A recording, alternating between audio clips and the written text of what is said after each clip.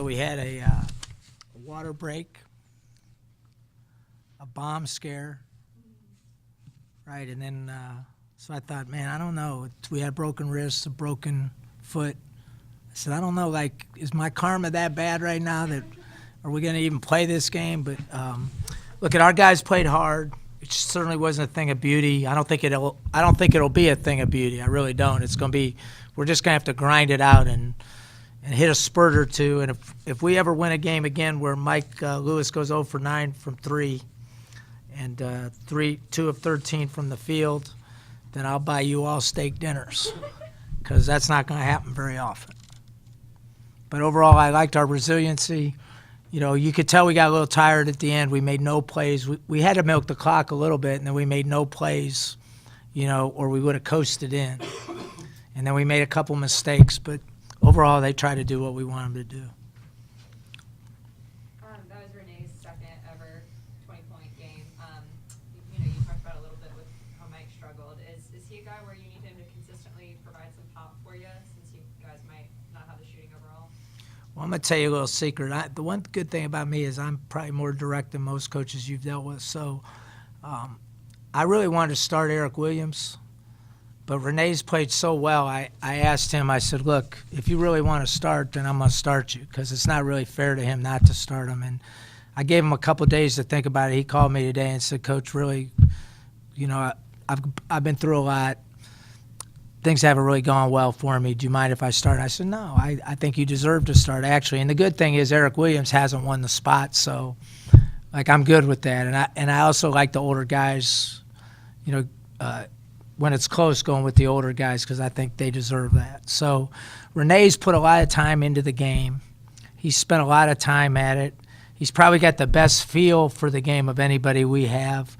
So he really deserves to play well. And I thought defensively he was better than the other two guards as well. He doesn't look like much defensively, but the one thing he does is he keeps his guy in front of him. And the other two struggled a little bit to keep their guy in front of him, and it's something we have to get better at.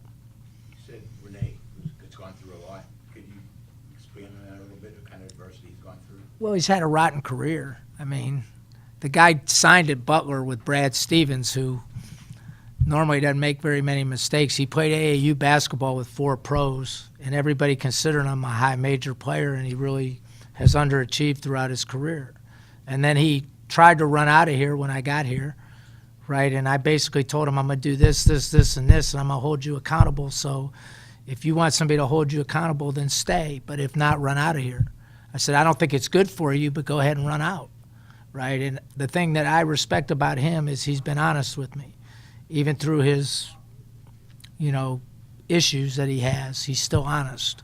And so it's good to see a guy that he's been our most consistent player in the games and scrimmages. Now he has to improve his practice performance. He needs to with me allowing him to start. I told him you gotta lead our group better. You can't be just one of the guys. You gotta hold everybody accountable. You're 105 years old. You're as old as I am, so you need to make sure you hold those guys accountable. You said you gave him the option to start. Were you surprised it took him a couple of days to make up his mind? Most kids would say, yeah, I'll start. No, I think he wanted to please me. I think the one thing that we have a really good relationship for whatever reason. You know how some people you just hit it off with and other people you don't, right?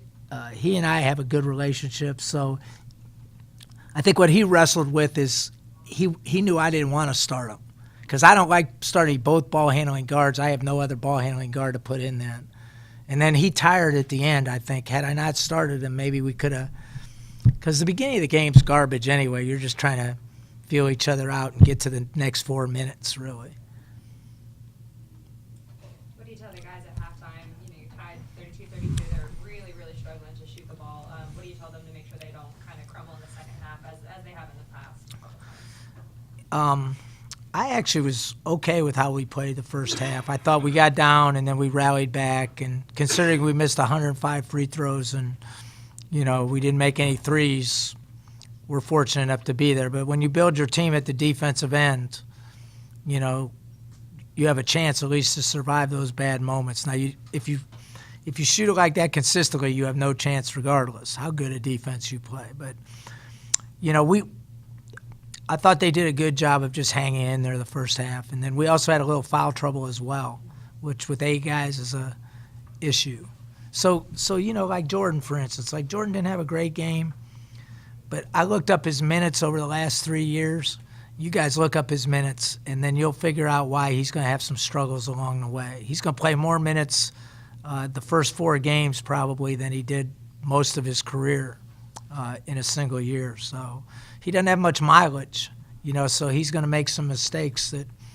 And, the good thing about all of them is, look, I wrote on the board, look, I can't be warm and fuzzy. That's what I wrote after the game. I can't be. That's not really my personality, but you guys know I'm a teddy bear once it's over. So, like, if you think I'm going to be warm and fuzzy during the game, it just is not going to happen. And I think they're all understanding that a little bit better. Now, I got to try to make sure when they have their bad moments that I'm not negative. That's probably the biggest thing. In your last answer, you were alluding to a lot of the foul trouble. Jordan, Titus had some, Eric James had some. How do you manage that, especially with such few bodies, to the way that you were able to tonight? I've never coached a team with 8, so I'm learning along with you. So I don't have any options.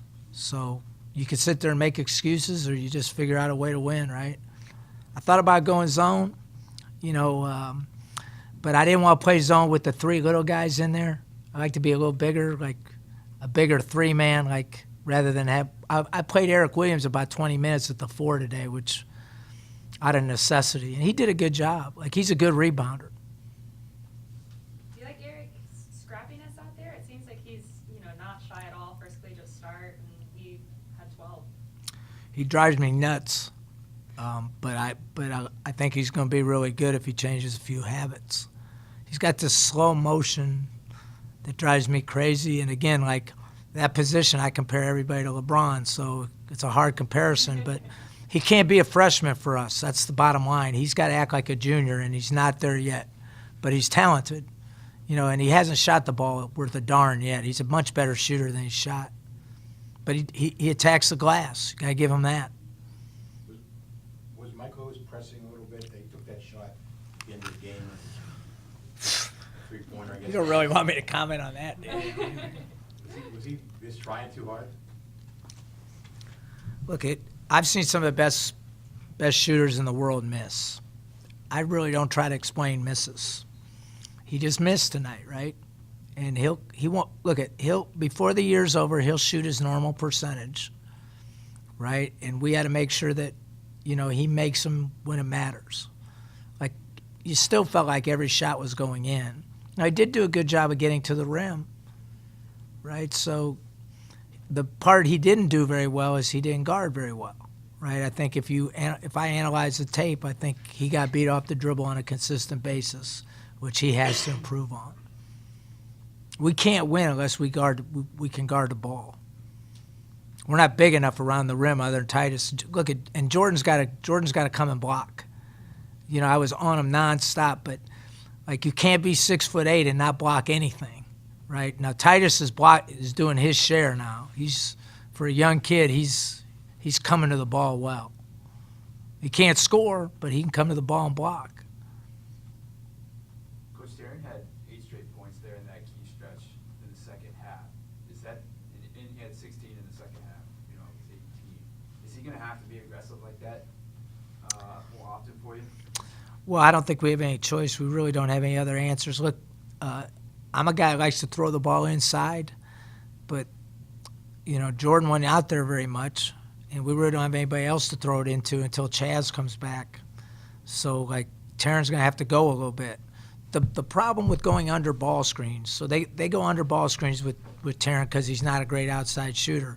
But the problem is you can get caught in the wash a little bit, and guys can get downhill on you because you're so passive on those ball screens. And he did a good job of, like, kind of like a running back. What's the Steelers running back's name? Yeah, how he kind of he's really shifty. That's kind of what Tarrant did. He kind of picked, and he's so quick that at times he can get there. So, the more he can make from the perimeter, the more that will open it up for him. He was 0 for 4 from 3, so they're going to keep going under the ball screen, which later on becomes a problem. Because later on, you got to score over the bigger ones in our league. They're a relatively small team. They have some big guys, but they play small. Your initial remarks were interesting about a bomb scare and a water break, injuries. Can you bring me up to speed? Well, like, usually I take a shower before the game, so you could even write this, I don't care. So I work out after practice, because we practice today, so I ride the bike for a half hour, and I usually take a little 30-minute nap, and then I shower, right? So Dave calls me, Harper, and says, hey, we got a water break, and there's no water in the arena, right? So I'm thinking to myself, damn, man, I got a broken foot, the red team beat us 58-26. They were up 19-0. I said, what else is going to go wrong, right? And then, so I'm okay with not taking a shower, smelling like, I don't know, a dirty sock.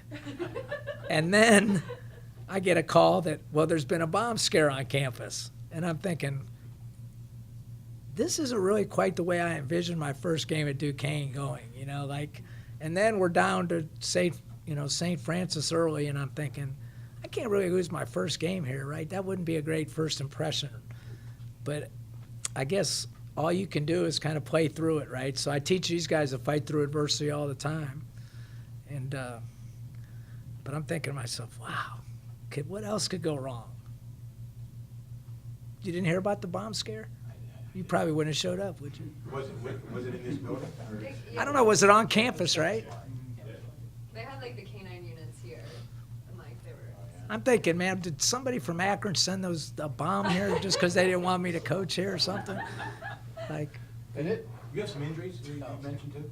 well, we have, the Chaz Brown, our 6'9" kid, is out with a stress fracture of the foot, and then Marko Krivosevich, another 6'9", has been out with a broken wrist. So Maybe back. at least we'll have two more bodies, and then Kellen Taylor, obviously football guy, isn't with us. So You want like, all three of those guys back at some point? I hope. I mean, it would help a little bit, right? Good.